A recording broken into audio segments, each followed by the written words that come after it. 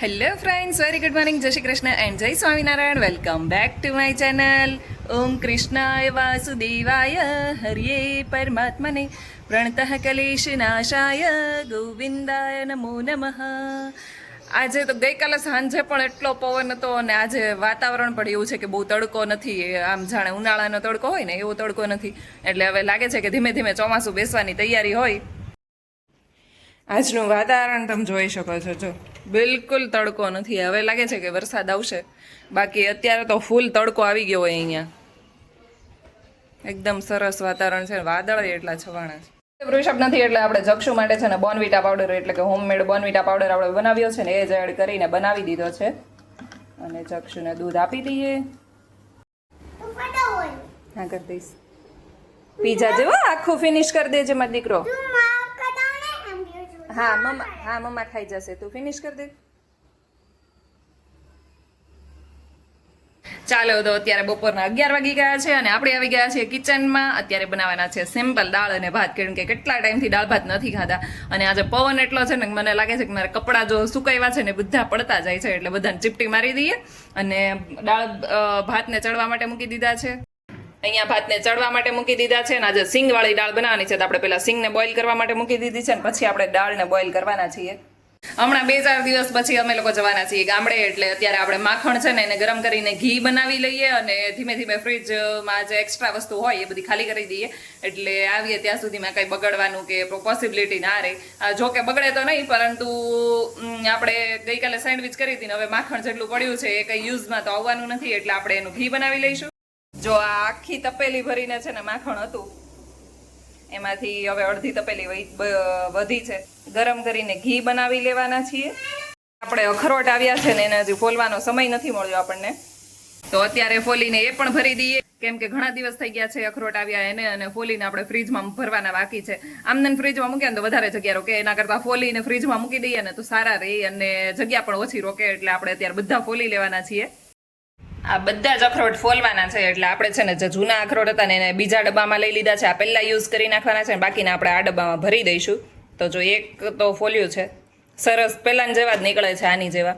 જો કે આ છે કાશ્મીરના ને ત્યાંની જ આઈટમ, ત્યાંનું જ ડ્રાયફ્રૂટ કહેવાય એટલે સારા જ નીકળે. આખા અખરોટ નીકળે જ, જો બાકી આ હાફ કટ થઈ જાય અને આ આખા નીકળે છે.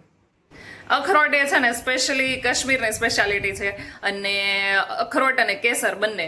તો મારા ભાઈને એ લોકો હમણાં ફરવા ગયા હતા ને તો અમારા માટે અખરોટ લઈ આવ્યા છે. જો કે આવ્યા તો ઘણા દિવસ પહેલાના છે, પણ આ અંદરથી ફોલીને ભરવાના બાકી હતા, તો આપણે આજે બધા અખરોટને છે ને ફોલી નાખવાના છીએ અને પછી ભરી દઈએ અને ફ્રીજમાં મૂકી દઈએ તો બગડે નહીં. બાકી આમને બહાર રહીને આખા અખરોટ તો થોડા દિવસ પછી કંઈ નક્કી ના કહેવાય, કેમ કે હવે ચોમાસું બેસવાની તૈયારી છે અને ચોમાસામાં ઘણી વસ્તુ ખરાબ થઈ જતી હોય છે ભેજના લીધે.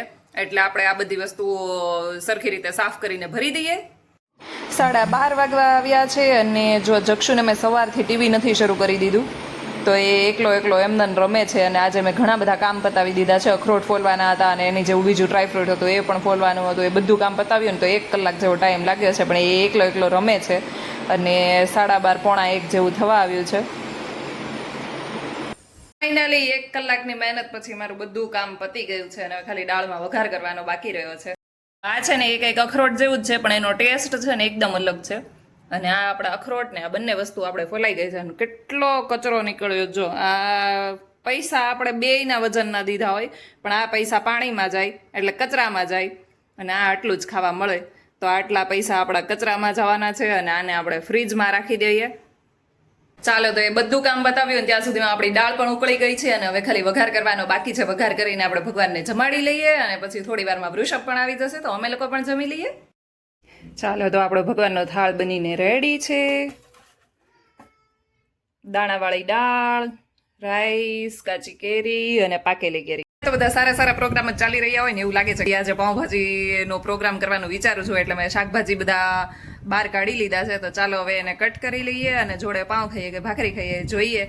જો કે ગઈકાલે જ બ્રેડવાળું ખાધું હતું, એટલે આજે જોઈએ ભાખરી કરી નાખીએ જોડે. તો અહીંયા આપણે લઈ લીધા છે ટામેટા અને કેપ્સિકમ, એ આપણે વઘારવામાં એડ કરીશું. અને અત્યારે બોઇલ કરવા માટે છે ને મેં આના અંદર બીટ એડ કર્યું છે, એટલે તમને થોડો પિંકિશ કલર દેખાતો હશે. રીંગણ, બટાકા, કોબી અને બીટ એટલે આપણે આના અંદર કાશ્મીરી મરચું ના એડ કરીએ ને તો પણ લાલ કલર આવે. તો ચાલો હવે આને બોઇલ કરી લઈએ. સવારે માખણમાંથી ઘી કરવાનું રહી ગયું હતું એટલે આપણે અત્યારે ગરમ કરવા માટે મૂકી દીધું છે. અને અહીંયા કુકરની સીટીઓ પડવા લાગી છે. અહીંયા મસ્ત મજાનું આપણું ઘરના માખણનું ઘી બનીને રેડી છે. ટામેટા પણ કટ થઈ ગયા છે, કેપ્સિકમમાં કટ થઈ ગયા છે અને થોડું આપણે આદું લઈ લીધું છે. રીંગણ, બટાકા અને બીટ કોબીજવાળી પેસ્ટ હતી એ પણ બનીને રેડી છે. એમાં આપણે બ્લેન્ડર ફેરવી દીધું છે. ચાલો હવે વઘારી લઈશું. વાસણ પાછા આપણે જ ધોવાના ને એટલે બહુ વાસણ નહીં બગાડવાના. જે વાસણની અંદર બાફ્યું હતું એની અંદર જ આપણે પાછી ભાજીને વઘારી લેવાના છીએ. અહીંયા આપણી મસ્ત મજાની ભાખરીઓ બનવા લાગી છે અને સરસ મજાની ભાજી પણ બની ગઈ છે. હવે ધાણા નાખવાના ખાલી બાકી છે. હમણાં થોડીક ઠરે પછી આપણે ધાણા નાખીએ. ગરમે ગરમ ભાજી કે કોઈ પણ શાકની અંદર ધાણા નાખી દઈએ ને તો ધાણા છે ને કાળા પડી જાય. એના કરતાં થોડું ઠંડુ થાય ને પછી નાખો ને તો લીલા રહી અને સરસ લાગે છે. તો આપણે લીંબુ પણ છેલ્લે એડ કરી દીધું છે અને હવે ખાલી ધાણા નાખવાના જ બાકી રહ્યા છે. તો હમણાં થોડી વારમાં ધાણા નાખી દઈએ. ભાખરી પહેલાં થઈ જાય પછી આપણે ધાણા એડ કરી દઈએ અને ત્યાં સુધીમાં વૃષભ પણ આવી જાય. એ ગયા છે થોડા કામથી બહાર અને એ આવે ત્યાં સુધીમાં મેં કીધું કે બધું કમ્પ્લીટ રાખીએ. 7:30 જેવું થઈ ગયું છે ઓલરેડી. આવે એટલે ડાયરેક્ટ જમવા જ બેસવાનું રહેશે. જમીને અમે લોકો આવી ગયા છે થોડી વાર ફ્રેશ થવા માટે નીચે અને જો પવન કેટલો છે. એટલો પવન છે થારું તો ઉડી નથી જતો. તાર સાયકલ ચાલવા માંડે છે, ખુરશી આડી થઈ જાય છે. હે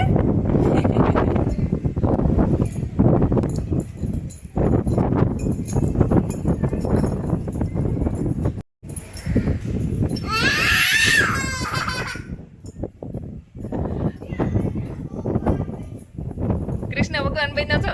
ચાલો તો હવે ઘરે જઈએ. આજ માટે બસ આટલું જ. કાલે મળીએ ફરી એક નવા બ્લોગની સાથે. ત્યાં સુધી ગુડ નાઇટ, જય શ્રી કૃષ્ણ એન્ડ જય સ્વામિનારાયણ. મારી ચેનલ ઉપર નવા હોય તો સબસ્ક્રાઇબ કરવાનું ભૂલતા નહીં. Thank you for watching. By.